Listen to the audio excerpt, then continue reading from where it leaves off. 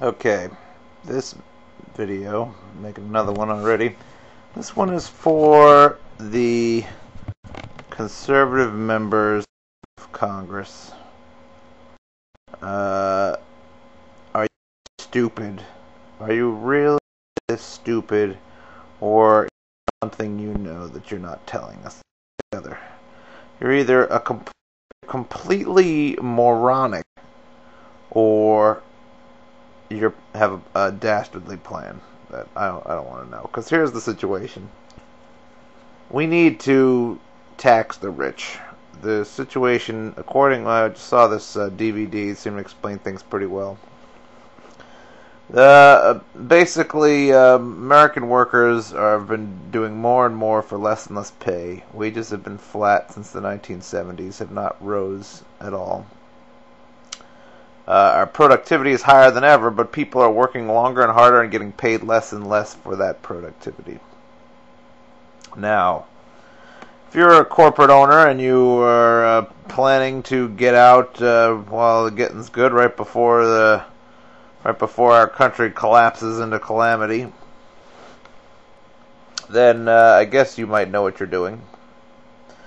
But if you think you're going to if you're going to continue to live in America, preserve our system, and that we're just going to be happy being starving and poor, living on the streets, living in tents, not able to feed ourselves, our pets, anything, then you've got another thing coming. Because if you keep down this path of saying totally keeping the idea of tax increases for the wealthy out of the debate, then you will be destroyed. If you continue to live in this country, you will be destroyed. No amount of guards, no amount of dogs, no amount of supplies, no amount of ammo, weapons is going to save you. There will be mobs upon mobs of people coming to get you. This is the reality. It's already getting there. We already have like an 80% disapproval of Congress.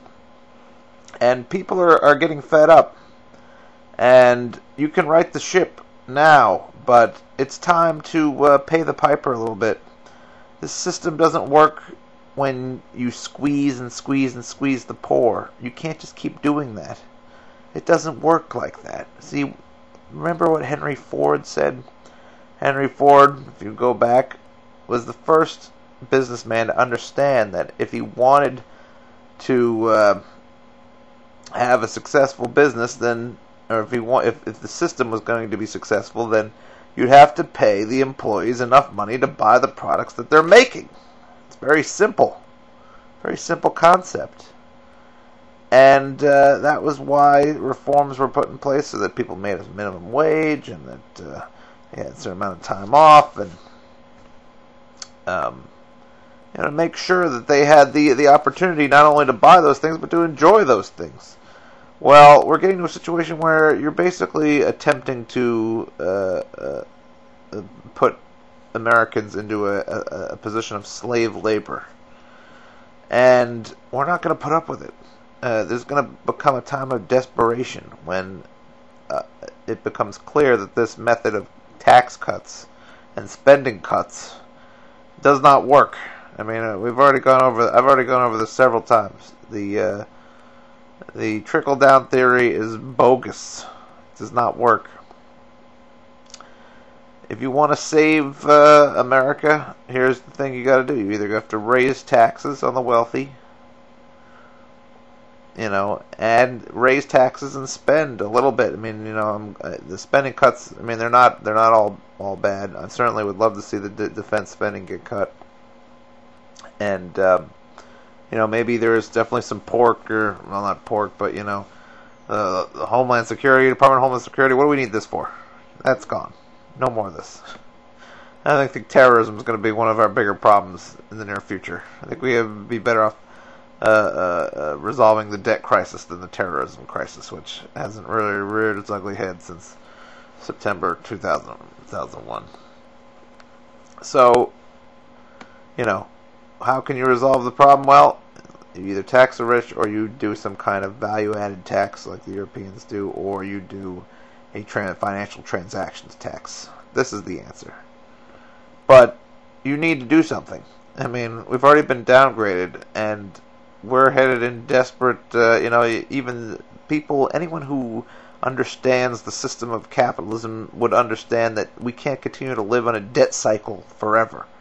There have to be, the people with the money have to start making sacrifices. We need the people who are constantly in debt, constantly trying to make their way in the world with next to nothing. They need to be bolstered a little bit. You're taking too large of a share of the pie. This should be simple. It should be easy for anyone who understands even the most remote portions of economics, which a lot of you business leaders, supposedly do. But, I mean, I don't know if you've managed to let your greed blind you to the point where you're playing this game of brinksmanship, one-upmanship, to the point that you're ready to take down the entire world economy because you're so selfish that you can't see the obvious, which is that you're taking too large a share of the wealth. It's right in front of everyone's faces. And, all this false dichotomy on the news. Oh, those bastards in Washington. Oh, it's all those guys in Washington. They don't know what they're doing. I love the way they generalize it to guys in Washington. No. It's the bastards in Washington that won't raise taxes. It's the bastards in Washington that won't pass a value-added tax. It's the bastard in Washington who won't fund green energy before military spending. This is a crucial moment in history, and it's not looking good.